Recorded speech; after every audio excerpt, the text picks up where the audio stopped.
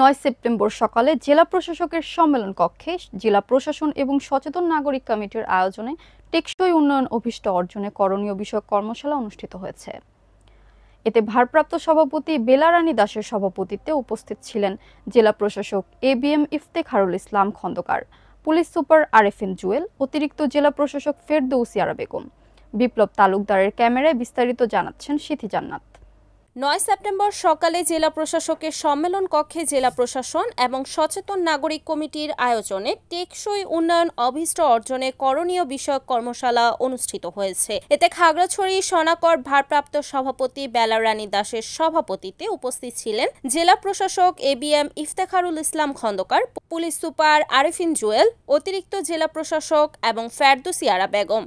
এই সময় অতিথিরা তাদের বক্তব্যে জাতীয় শুদ্ধাচার কৌশল বাস্তবায়ন সম্পন্ন করার জন্য জেলার সকল দপ্তরকে আন্তরিকতা এবং প্রাতিষ্ঠানিক স্বচ্ছতা ও জবাবদিহিতা নিশ্চিতকরণের মাধ্যমে সেবাদান প্রক্রিয়া সহজতর করার প্রতি গুরুত্বারোপ করেন।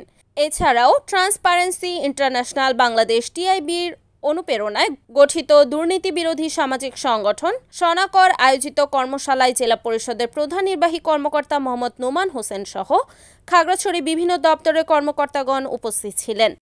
রিপোর্ট বিপ্লব তালুকদার, এনএন টিভি, খাগড়াছড়ি।